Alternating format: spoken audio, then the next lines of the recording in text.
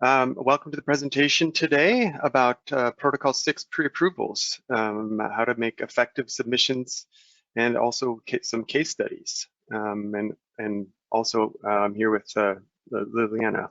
So next slide, please.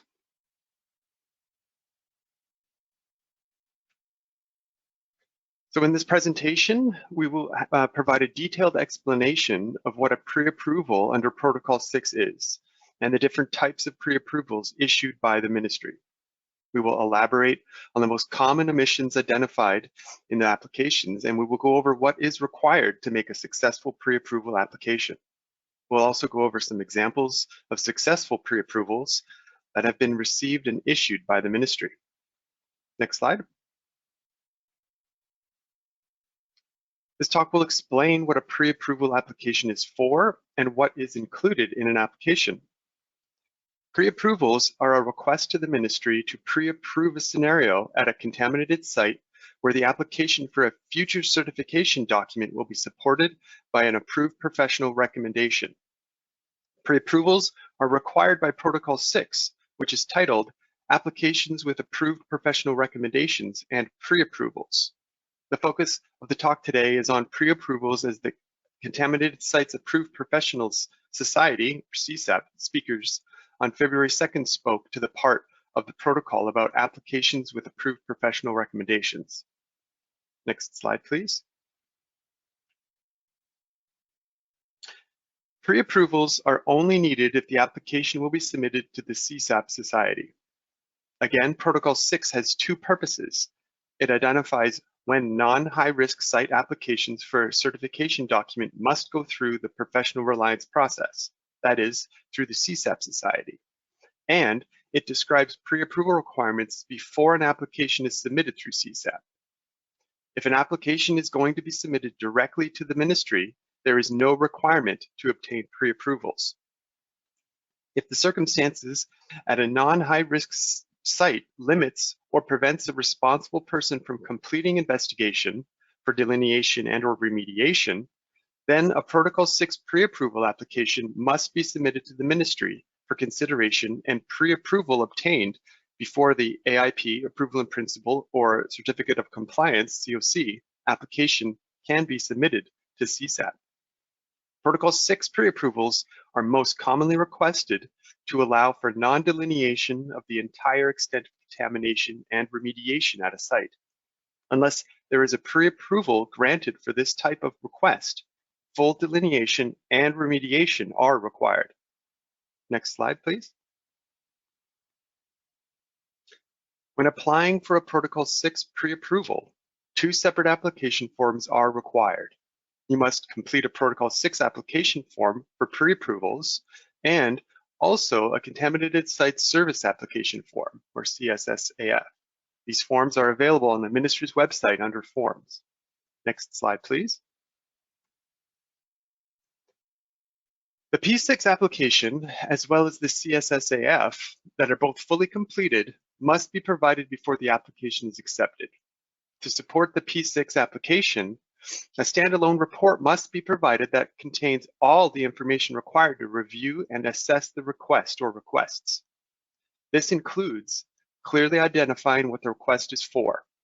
If there is more than one request within the application, each component of the request must be identified and a clear rationale for each component of the request must be provided.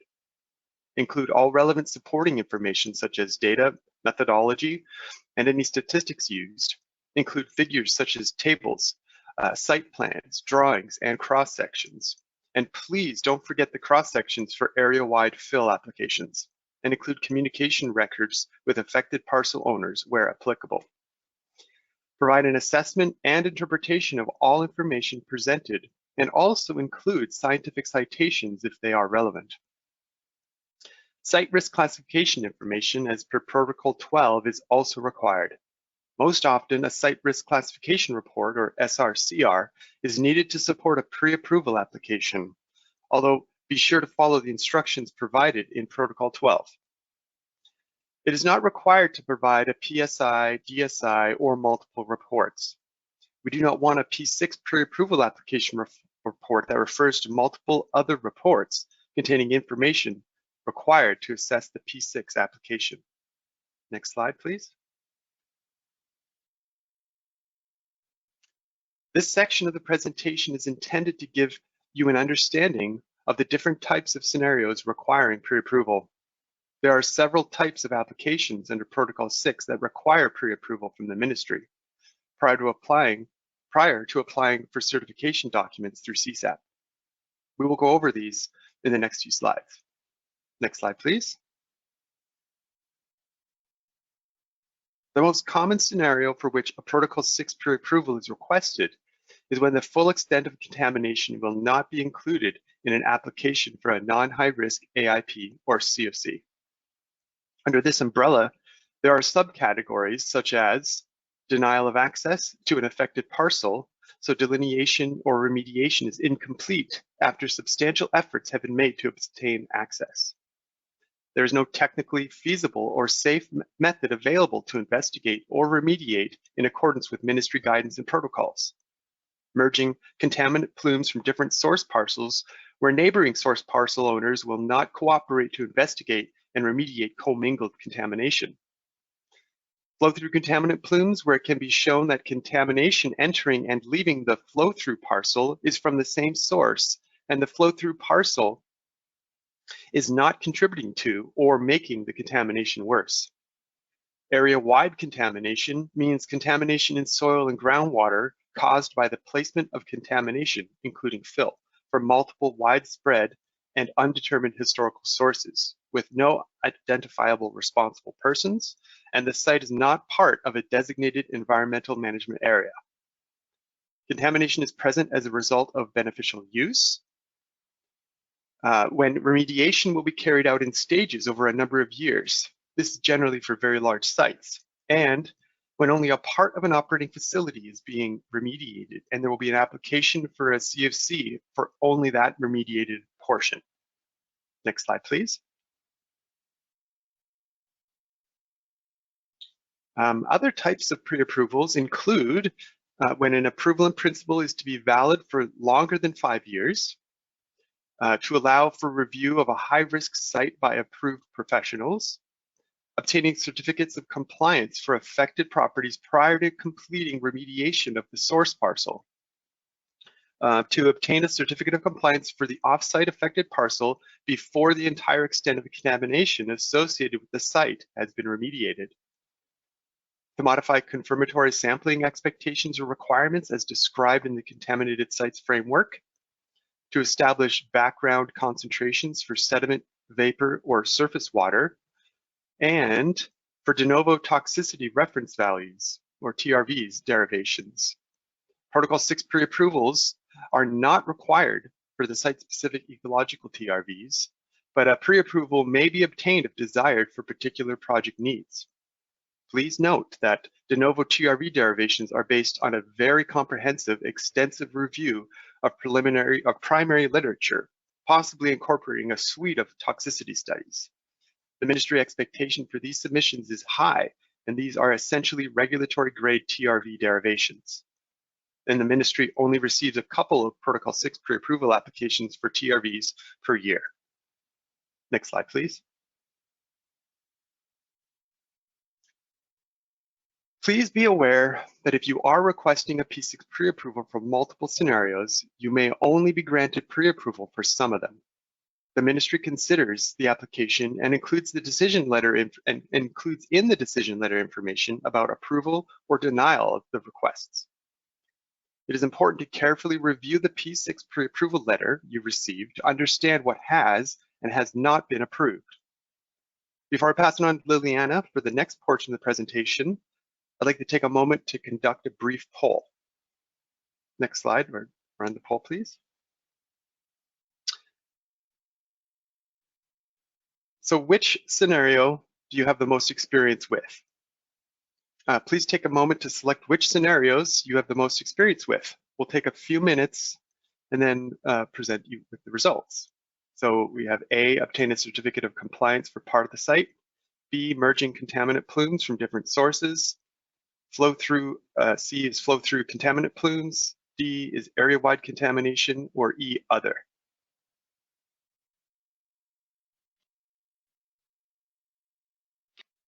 James, while we're waiting for people to respond to the poll, it's Colin here. I just wanted to check, how's my audio now? Can you hear me all right? Sounds great. Okay, super, thanks.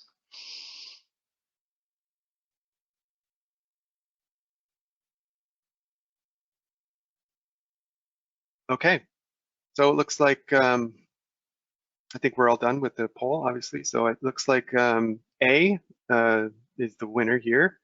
Obtain a certificate of compliance for part of a site. And secondly is area-wide contamination. So those look like the top two. Top three would be flow-through. So not very many emerging contaminant plumes here. So thanks, Cindy, for running that poll, and over to you, Liliana, for the rest of the next part of the presentation. Thank you, James. Hello again. As we already mentioned in this presentation, a successful pre-approval application includes all relevant information, including figures, analytical data, and records of communication if required. Also, don't forget to include the P6 pre-approval form and a site risk classification report as per Protocol 12, and make sure the forms are signed. In the next few slides, I'll talk about some of the most common errors or gaps we encounter while reviewing P6 pre-approvals, and I will provide some information on how to improve your applications. Next slide.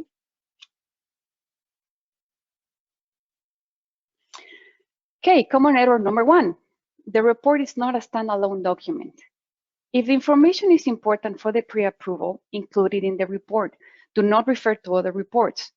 A common error we encounter is a pre-approval that refers to previously submitted reports, such as a stage 2 or a detailed site investigation reports. If it is not in the pre-approval report, it is not going to be reviewed. Make sure you are including all the relevant information, including sampling locations, background of the site, areas of environmental concern, contaminants present, figures, tables, and communications record if needed. Next slide, please.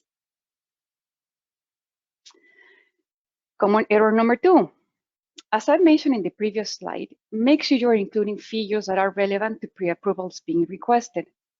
For example, if you're requesting a pre-approval for an area-wide site to historic infilling, make sure you are including cross-sections. Also, aerial photographs that show how the area was infilled over time are also very helpful. For example, if an application for a pre-approval is to not delineate due to merging plumes, conceptual concentration contours like the one shown on the right of the slide, or figures including analytical data are very helpful in supporting the application. Next slide, please. Another example of relevant figures to include in the application are for pre-approval scenarios to only apply for a certification document for part of a site. In this case, include a figure clearly showing the area you're applying for, as shown in the figure on the slide. Next, groundwater contours clearly indicating groundwater flow direction is also key information in almost all the pre-approval scenarios. Next slide, please. Common error number three, not being explicitly clear in the pre-approval request. A common error in applications is not clearly identifying what the pre-approval is for. For example, an application that is for not delineating groundwater off-site without clearly identifying which direction or what contaminants in groundwater you are seeking the pre-approval for is considered an incomplete application.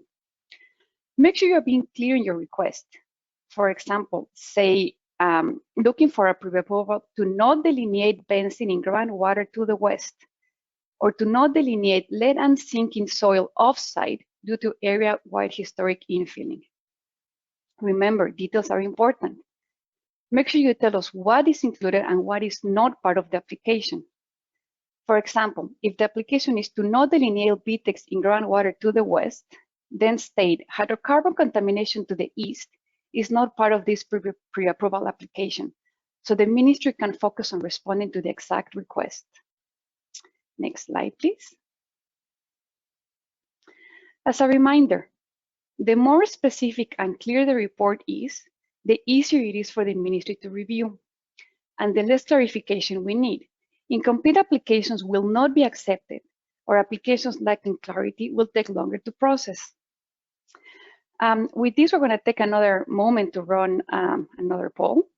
So can you please run the poll, please, Cindy?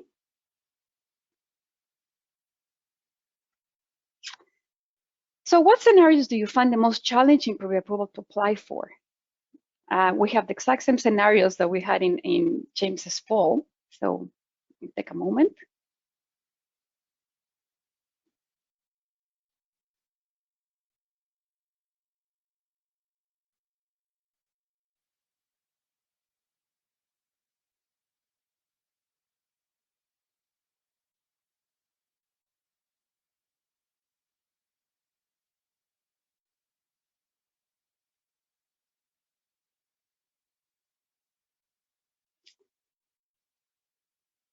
Merging contaminant plumes. You know, I was thinking about these scenarios, and I completely agree with this request. Merging contaminant plumes are extremely challenging, are challenging for the applicants, and are very challenging for us as well. So I guess we're all on the same page here. I wish I had a easy answer for this, but the only thing I can think of is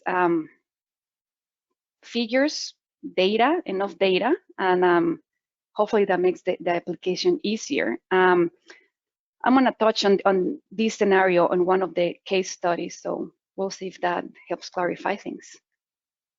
Next slide, please. Okay, so as I mentioned, we're going to present 3 case studies for some of the most common types of pre-approvals we receive. Please remember that these are not the only scenarios that require a pre-approval. And with that, I'll pass it back to James. Next slide, please.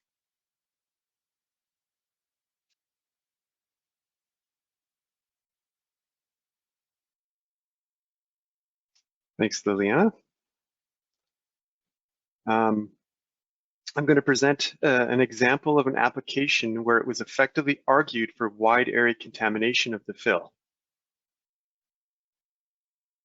The next slide, please. As can be seen in this site figure, the site is the small square in the center of the slide, the one with the purple line. It's an industrial facility surrounded by other industrial commercial buildings, and then the white boxes just indicate what those offsite land uses are. Next slide, please. So aerial photographs show the buildup of the site with imported fill and surrounding areas in the 1950s prior to operations in the 1970s. Image on the left from 1954 indicates the site prior to infilling activities, and the image on the right from 1963 shows the finished grade prior to development. Using these photos, it was shown the east side was approximately 2 meters higher than the rail spur, which would have been closer to the elevation of the original natural grade. Next slide, please. Cross sections included in the application identified the fill layer, indicating the fill layer potentially extended beyond the property boundaries in all directions, supporting a conclusion of area-wide contamination from the imported fill. This also indicated soil samples with concentrations above respective standards that were located within the imported fill layer. Next slide, please.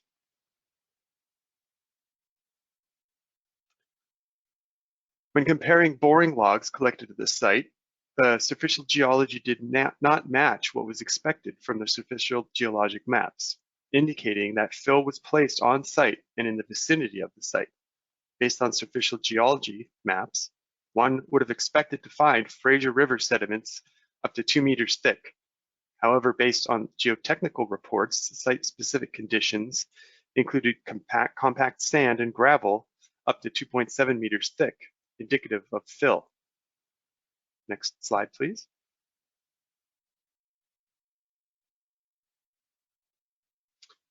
No direct correlation could be established between the areas of potential environmental concern, or APEX, and the areas where contamination in soil was identified.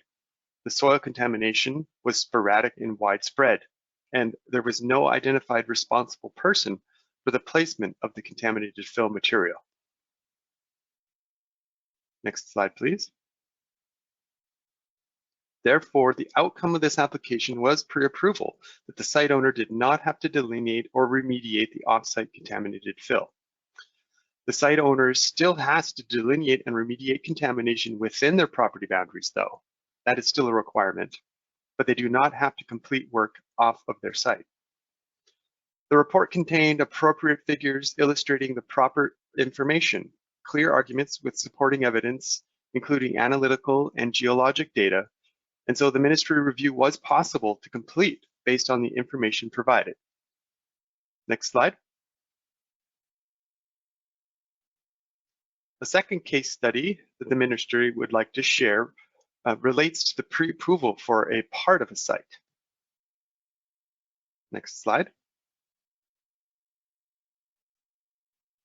This site was a former coal mine that operated from the late 1880s to 1940s. The site in the western portion of the former mine and the eastern portion of the former mine is another site that previously received an AIP in 2019. Mine spoil and construction debris were disposed of on site during mine operations. This application was for a part of the site. Next slide, please.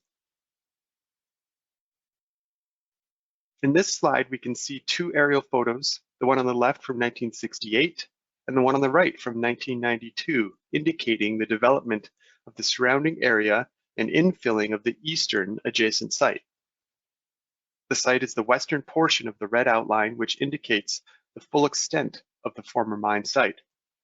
It may be hard to see, but the orange dashed line shows the extent of soil contamination on the site. Next slide. These figures show the extent of soil contamination on the left and the groundwater plume on the right, indicating full delineation except along the eastern property boundary onto the adjacent property. Contamination did not extend beyond the property boundaries except to the east. Next slide, please.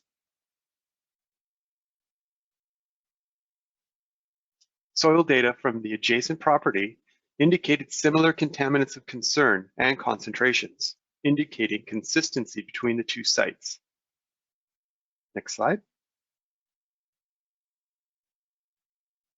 Therefore, the outcome of this application was pre-approval, that the site owner did not have to delineate or remediate the off-site contamination in soil and groundwater to the east, and the ministry supported the applicant applying for a part of a contaminated site. With some discussion with the AP, or approved professional, the report ultimately provided appropriate figures and clearly defined what they were asking for. Thanks. Back to Liliana. Next slide, please. Thank you, James. Okay, back to me. Case study number 3, multiple requests in one application. It is not uncommon to receive applications where multiple pre-approvals are being requested at the same time. I'm going to present an example of an application where 5 pre-approvals were requested and granted. Next slide, please. Okay, a little bit of background on the site. The site is the small red square in the center of the slide. The purple dashed lines around the site are areas of off-site potential environmental concern, or APEX. So the site occupies the southeast corner lot at an intersection in Vancouver. It's comprised of 3 vacant lots. The area is mixed commercial and residential zoning.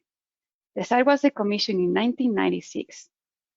Several investigation and remediation activities have been conducted, including excavation of contaminated soil, operation of a vapor extraction system, and manual recovery of free product. Next slide, please. The site has a complex hydrogeology with the presence of 3 hydrostratigraphic units. Next. The shallow and deep hydrostratigraphic units have groundwater flow direction to the northwest. Next. Sorry, that's northeast. Sorry, that's my bad, northeast. And the intermediate unit has a groundwater flow direction to the northeast. Sorry, northwest, I don't know. Shallow and deep northwest, intermediate northeast. Next slide. So they ask, the pre-approval request was to not delineate or remediate the entire extent of contamination at the site based on 3 pre-approval scenarios. There is no technically feasible method to investigate or remediate the entire extent of contamination, merging contaminant plumes from different source parcels, and a flow-through site. Next slide, please.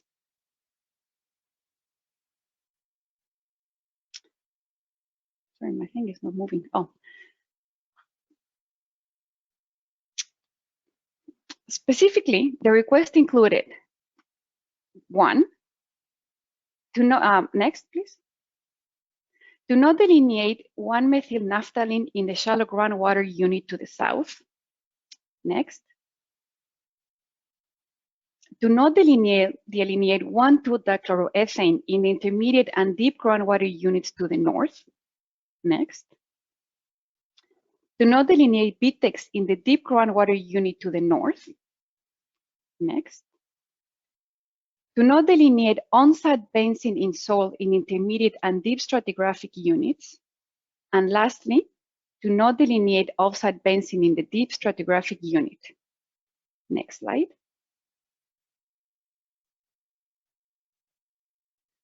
So the submission. Based on the complex hydrogeology at this site, in support of the request to not vertically delineate on and off-site, the applicant included in the report a detailed hydrogeological conceptual model to provide clarity regarding the contaminant transport pathways and the distribution of contaminants at and around the site. Next slide. The applicant also included a clear rationale and lines of evidence for each of the pre-approval requests. Next. This included figures indicating where the contamination at the site was present. Next. Contaminant concentration maps. Next. Cross-section, figures with analytical tables and borehole logs. Next slide, please. So the outcome. The outcome of these 5 requests in one application to not delineate specific contaminants horizontally and vertically was granted. I just want to say that this pre-approval stood out to me because it met all the requirements we asked for in our report. It provided extensive background information and clear rationale for each of the requests. It was specific in the media, contaminant, depth, and direction the pre-approval was for. And very important, it had figures, lots of relevant figures that made this review efficient, even though it was a complex site with multiple requests. Next slide, please. So now I'm going to talk a little bit about where to find the best resources for applying for pre-approvals. The best resource is Protocol Sheets itself.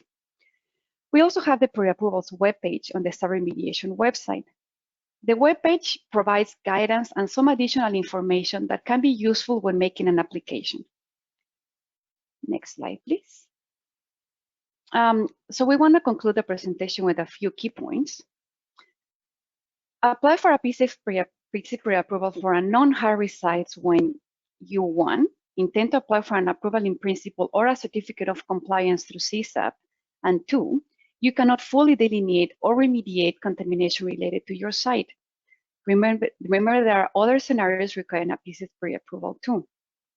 The most common error in applications include not providing a standalone report, providing data for samples taken in the wrong place, and forgetting to sign the forms. And the remediation website and the pre-approvals website are available for your use.